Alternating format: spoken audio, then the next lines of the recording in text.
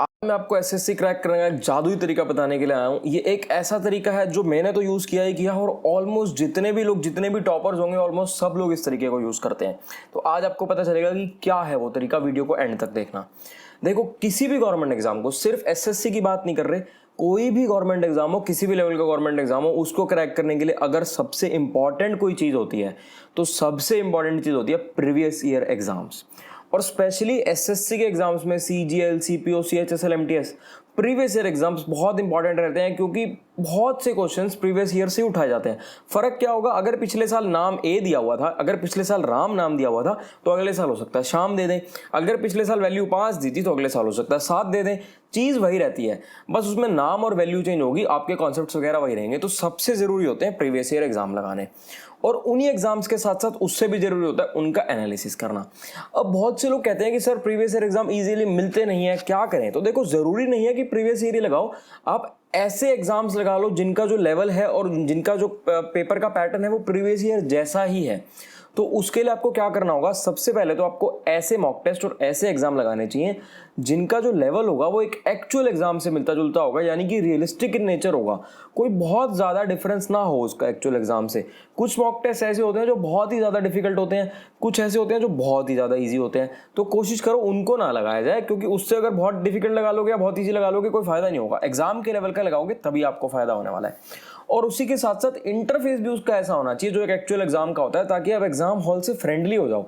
जब आप पेपर देने जाओ आपको कोई दिक्कत ना आए, आपको ऐसे लगेगा कि यार ये तो मैं डेली घर पे बैठ के भी देता था मॉक टेस्ट, वही तो मैं आज दे रहा हूँ, ताकि कोई फियर ना रहे, कोई नर्वसनेस ना रहे।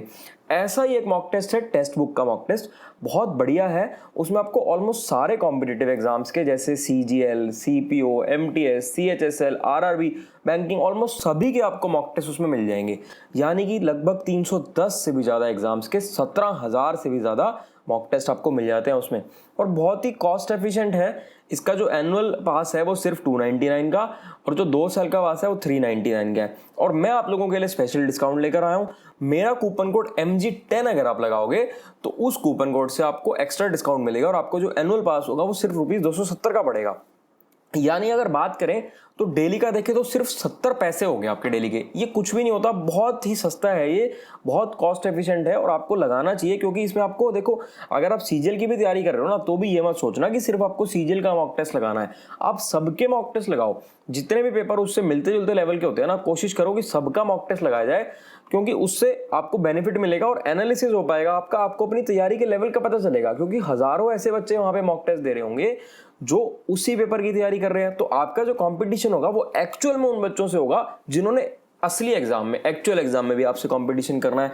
तो वहां आपको अपनी रैंक और परसेंटाइल वगैरह पता रहेगी और अपने लेवल का पता रहेगा कि क्या मैं सही डायरेक्शन में पढ़ रहा हूं, क्या मैं गलत तो नहीं पढ़ रहा। अब देखो, आपको क्या करना है, पहले तो आप कोशिश करो कि प्रीवियस ईयर एग्जाम्स लगाओ ज्यादा से ज्यादा। पिछले कुछ सालों के प्रीवियस ईयर तो लगाने ही लगाने हैं। फिर अगर जब आप प्रीवियस ईयर लगा लो, आप और एग्जाम्स लगाने की इच्छा हो या और प्रीवियस ईयर आपको ना मिले, तो नॉर्मल मॉक टेस्ट लगाओगे तो उनका लेवल भी उससे मिलता जुलता होगा, कोई दिक्कत नहीं आएगी आपको। तो ये मॉक टेस्ट लगाने से आपको बहुत बेनिफिट होने वाला है। आप लगा कर देखना, मेरी बात मानो, आपको बहुत बेनिफिट होगा, सबसे जरूरी होता है। और इसके सारे लिंक्स आपको डिस्क्रिप्शन में मिल जाएंगे। अब जो नेक्स्ट जरूरी बात आती है, नेक्स्ट जरूरी बात ये आती है कि सर पेपर को जब अटेम्प्ट करते हैं तो अटेम्प्ट तो हमने कर लिया, लेकिन कुछ लोगों को ये नहीं पता कि अटेम्प्ट करें कैसे, और सबसे जरूरी कि उसका एनालिसिस कैसे करें। क्योंकि मैं हर बार हमेशा आप लोगों को बोलता हूं कि मॉक टेस्ट का एनालिसिस करना बहुत जरूरी है। तो बहुत सी क्वेरीज आई थी कि सर कैसे करें एनालिसिस, तो आज मैं आपको उसके बारे में कंप्लीट डिटेल दूंगा कि आपको एनालिसिस करना कैसे है। देखो, सबसे पहले तो अगर अटेम्प्ट करने की बात करें, सबकी अपनी चॉइस होती है, कोई किसी सेक्शन को पहले अटेम्प्ट करता है, कोई किसी सेक्शन को। लेकिन मैं कहूंगा कि सबसे पहले एक तो जो क्वेश्चंस आपको आते हो, जो इजी लग रहे हैं उनको अटेम्प्ट करो, जो डिफिकल्ट लग रहे हैं उनको बाद के लिए छोड़ दो।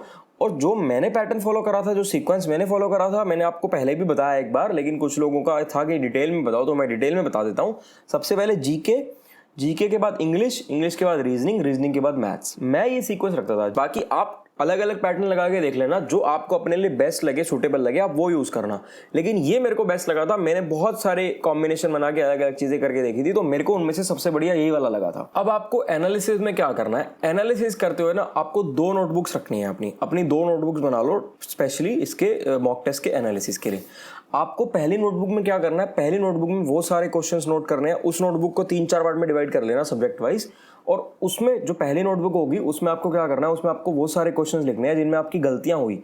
अब गलतियां क्या हुई, देखो जो तो आपका सवाल गलत हो गया वो तो आपका गलत है ही, जो आपसे नहीं हुआ वो भी आपका गलत है।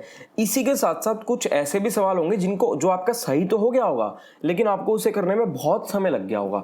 अब जिस सवाल को करने में 30 सेकंड लगने चाहिए थे उसको करने में अगर 2-2.5 मिनट लग गए तो उसको भी आप गलत ही मान के चलो, उसको आप सही मत मानो क्योंकि उसने आपका इतना समय खराब कर दिया। तो उनको भी आपने इसमें नोट करना है। कौन से करने हैं, एक तो जो आपके गलत हो गए, एक जो आपको आते ही नहीं थे, और एक जो आपके सही तो हो गए लेकिन बहुत ज्यादा समय लग गया। और जो दूसरी नोटबुक होगी, दूसरी नोटबुक में आपको क्या करना है, आपको चैप्टर्स लिखने हैं, चैप्टर्स के नाम लिखने हैं और हर मॉक टेस्ट में किस चैप्टर से कितने सवाल गलत हुए उसके बारे में आपको लिखना है। अब इससे क्या होगा, इससे आपको ये पता रहेगा कि आपके किस चैप्टर के किस टॉपिक के सवाल गलत हो रहे हैं, यानी कि आप अपने वीक पॉइंट्स और स्ट्रॉन्ग पॉइंट्स का एनालिसिस कर पाओगे। यही होता है एनालिसिस। आपको वीक पॉइंट्स का पता चल जाएगा कहाँ गलती हो रही है, तो आप कोशिश करके उसको इंप्रूव कर पाओगे। धीरे धीरे जब आप कुछ मॉक टेस्ट लगा चुके होगे तो आपका एक लेवल बन जाएगा और आपको अपने ज्यादातर वीक पॉइंट्स के बारे में पता चल जाएगा और आप उन पर काम करके उन्हें इंप्रूव कर पाओगे। अब जब आप इसका एनालिसिस करोगे ना, इसमें भी आपको 3 टाइप के ऐसे क्वेश्चंस मिलेंगे। देखो क्या क्या होंगे। पहला क्वेश्चन तो वही जो मैंने आपको बताया कि सिली मिस्टेक वाला, दूसरा क्वेश्चन कि आपसे बिल्कुल हुआ ही नहीं, और तीसरा क्वेश्चन जिसमें ज्यादा टाइम लगा।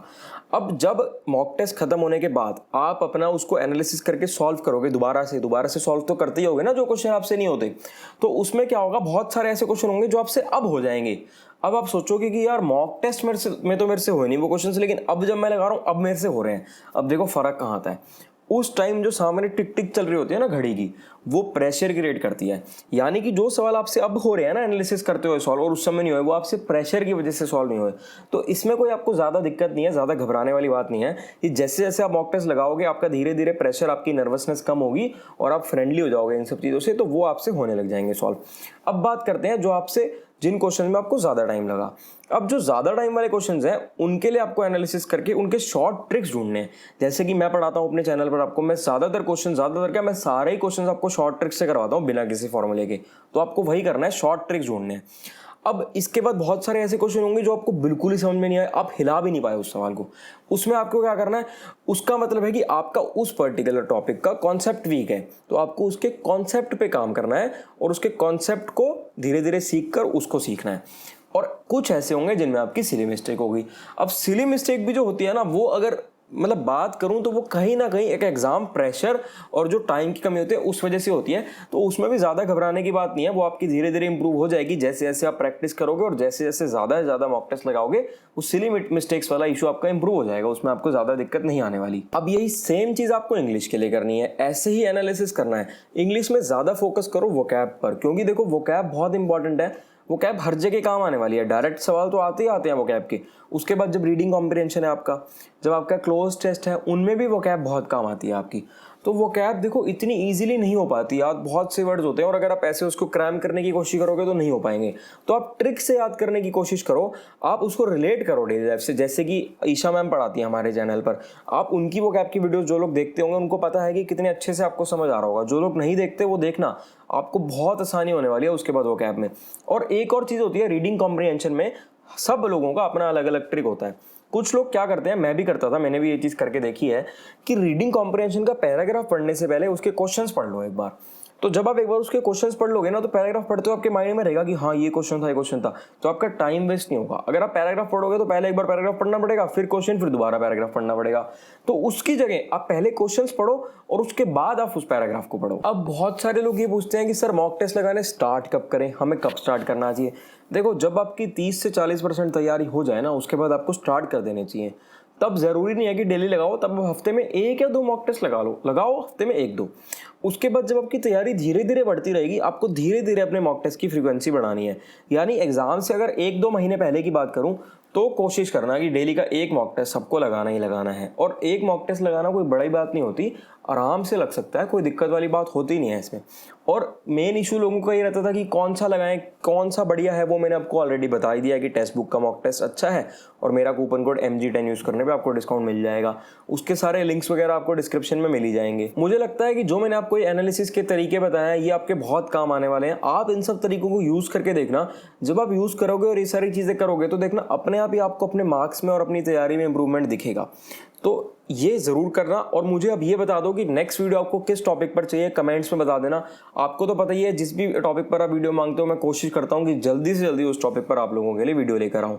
और भाई जिन लोगों ने अब तक चैनल को सब्सक्राइब नहीं किया वो प्लीज़ चैनल को सब्सक्राइब कर देना और हमारी इस वीडियो को लाइक करना और ज़्यादा से ज़्यादा लोगों तक पहुँचाना, ज़्यादा से ज़्यादा लोगों से शेयर करो ताकि मैक्सिमम लोगों तक ये इन्फॉर्मेशन पहुँच पाए, हमारी आवाज़ ज़्यादा से ज़्यादा लोगों तक पहुँच पाए और उनके भी काम आ पाए ये सारी चीज़ें। और सब्सक्राइबर बढ़ते हैं और वीडियो पे आपके कमेंट्स और लाइक्स देख कर ना हमारे अंदर भी एक मोटिवेशन आती है और हम और अच्छे से कर पाते हैं आप लोगों के लिए काम। तो चलो फिर मिलते हैं आपसे अगली वीडियो में।